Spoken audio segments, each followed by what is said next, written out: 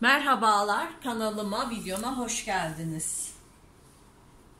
Bugün yeni başlayanlar için kalem etek kesip dikeceğiz arkadaşlar.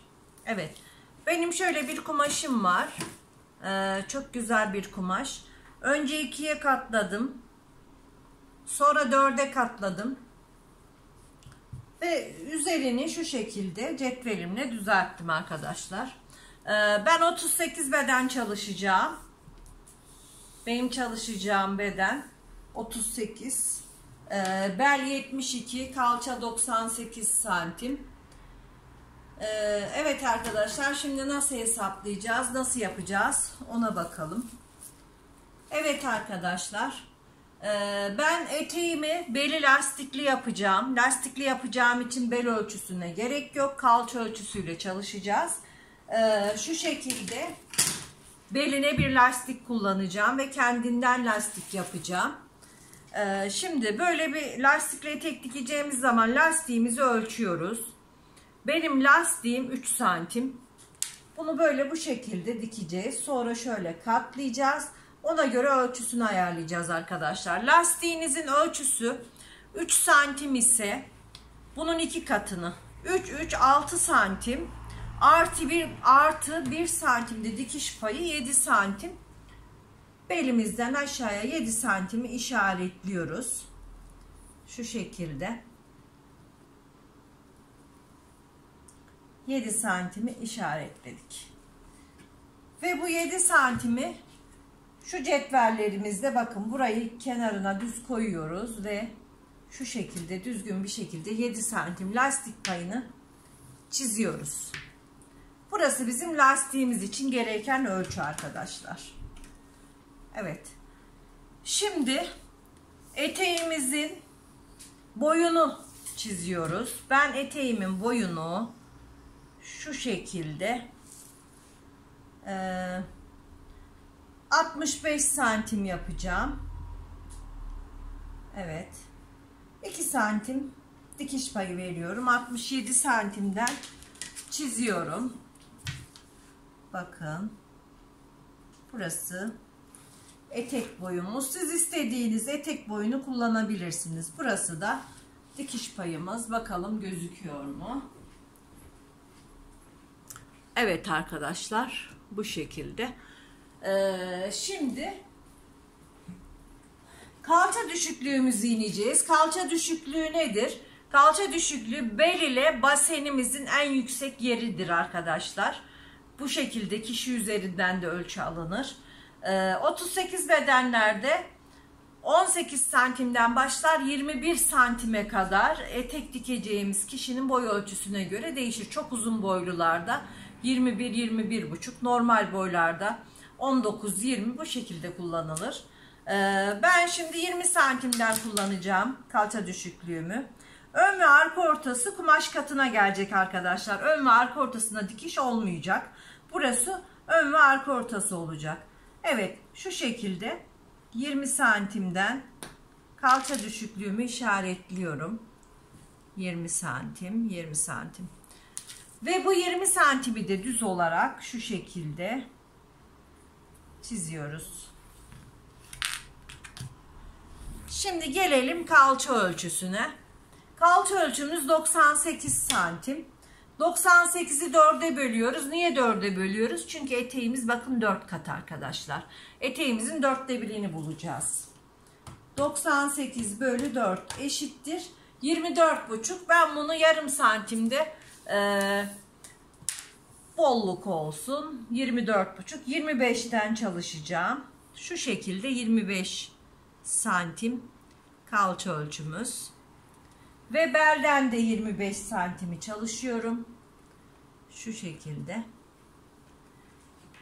Şimdi etek ucuna geliyoruz arkadaşlar. Etek ucuna gelince kalem etek olacağı için 2,5-3 santim daha dar olacak. Şimdi ben burayı 25'ten 2-3 santim daraltıyorum. 25 3 santim çıktığım zaman 22 santim. 22 santimden şöyle işaretimi atıyorum. Evet. Öncelikle kalça ölçümüzü yukarıya kadar çiziyoruz. Düz bir şekilde çiziyoruz.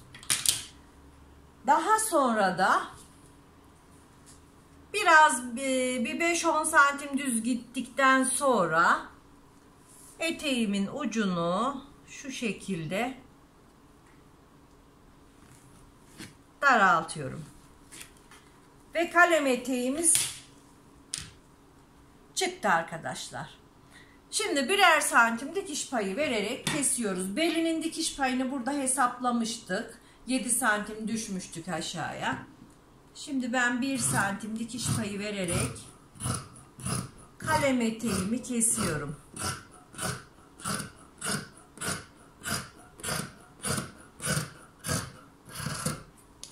Etek ucunda dikiş payını vermiştik.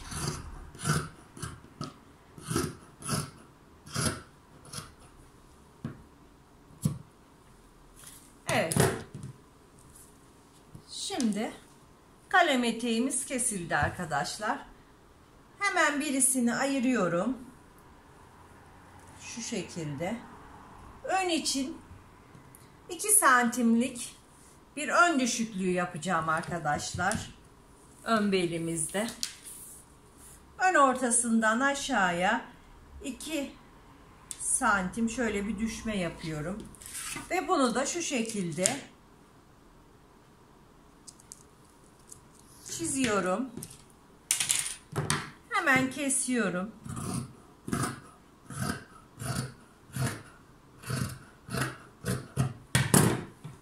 Eteğimiz hazır. Şimdi eteğimi alıyorum. Arka bedenimi seriyorum şöyle. Ön bedeni de üzerine seriyorum. Şu şekilde. Yanlardan dikeceğiz. Evet. Yanlardan dikeceğiz. Beline lastiğini takacağız. Şimdi lastiğimizi belimize göre keseceğiz. Şimdi ben şu şekilde lastiğimi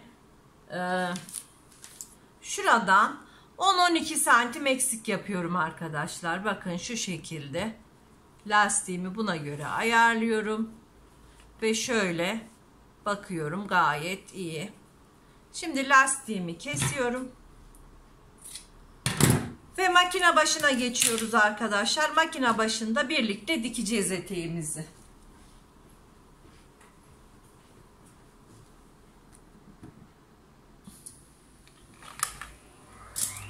Evet arkadaşlar, öncelikle lastiğimi overlock'ta birleştiriyorum. Düz dikişte de birleştirebilirsiniz. Ben şimdi tekrar düz dikişe ip takmak istemedim. Bu şekilde birleştirdim. Eteğimi alıyorum. Belden başlıyorum eteğime. Yanlarını dikeceğim arkadaşlar. Birer santim dikiş payı vermiştik. Ona göre dikiyoruz. Biraz belden girdikten sonra etek ucundan tutuyorum eteğimi.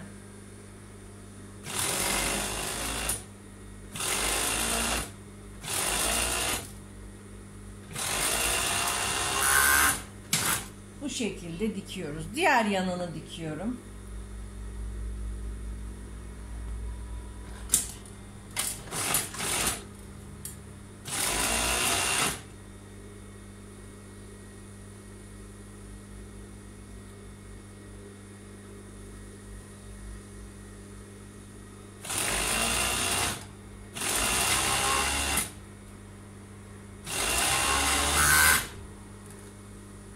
Şimdi hemen etek ucuna overlock'umu çekiyorum. Sizlerin overlock'u yoksa evdeki makinalarınızda zikzak da yapabilirsiniz arkadaşlar. Benim overlock'um olduğu için ben overlock çekiyorum. Etek ucunu temizliyorum. Şimdi belimizi de temizleyeceğiz. Çünkü ben bu lastiği overlock'ta da takarım ama bilmeyenler için, yeni öğrenenler için düz makinede göstereceğim. Şimdi belimize overlock'umuzu çekiyoruz.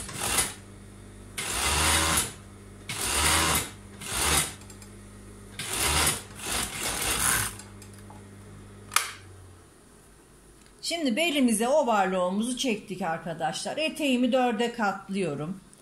Ve ön ve arka ortasına iğne takıyorum. Lastiğimi eşit takabilmek için. Şu şekilde iğne ile işaretliyorum. Kenarlarda da dikiş var zaten. Lastiğimizi de aynı şekilde bölüyoruz. Bakın. İğne takıyoruz. Tekrar bu şekilde bölüyorum.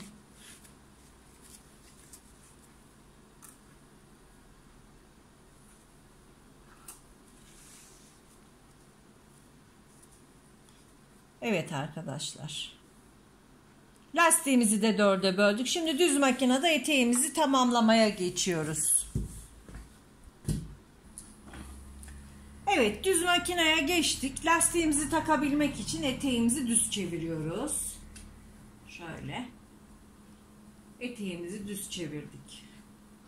Şimdi yan dikişten başlıyorum. Lastiğimin de yan dikişini getirelim. Evet, şu şekilde.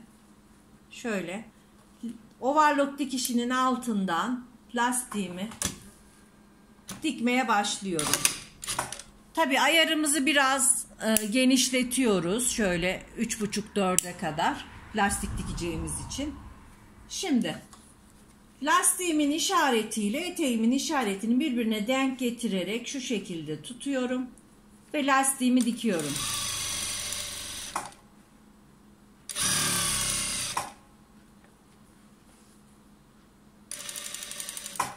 Yaklaştığımızda iğneleri çıkartıyoruz. Ve yan dikişe geldik. İkinci iğnemizi buraya denk getiriyoruz. Şöyle tutuyorum. Overlock dikişinin altından lastiğimi dikiyorum.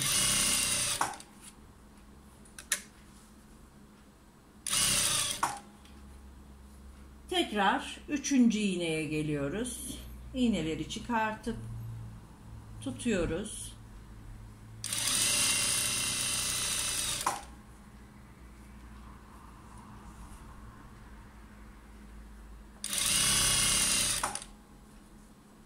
Ve eteğimizin lastiğini taktık arkadaşlar. Evet. Gördüğünüz gibi bu şekilde eteğimizin lastiği eşit bir şekilde takıldı. Evet arkadaşlar. Şimdi eteğimin lastiğini tekrar bu şekilde tekrar katlayacağım. Ve etek ucunu dikeceğim arkadaşlar. Evet, şimdi lastiğimizi katlıyoruz.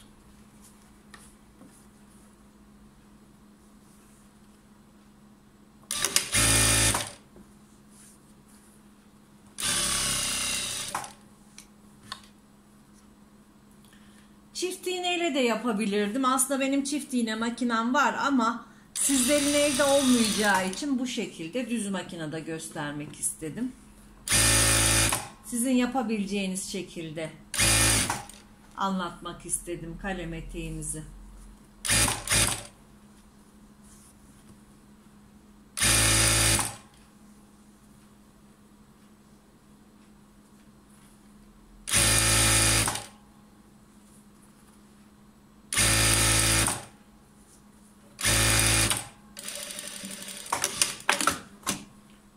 Lastiğimizi diktik.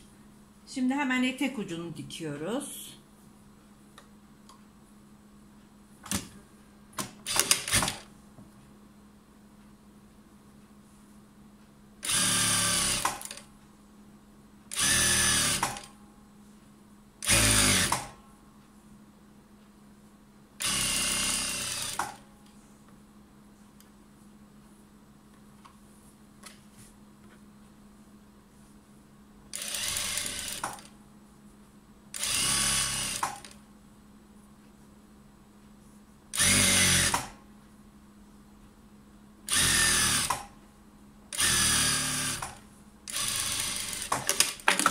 Eteğimizin dikişi de bitti arkadaşlar. Şimdi ben eteğimi ütüleyeceğim.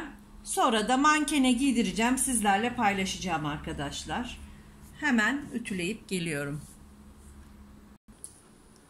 Evet arkadaşlar, kalem eteğimizin bitmiş hali. Gördüğünüz gibi çok şık oldu. Harika oldu.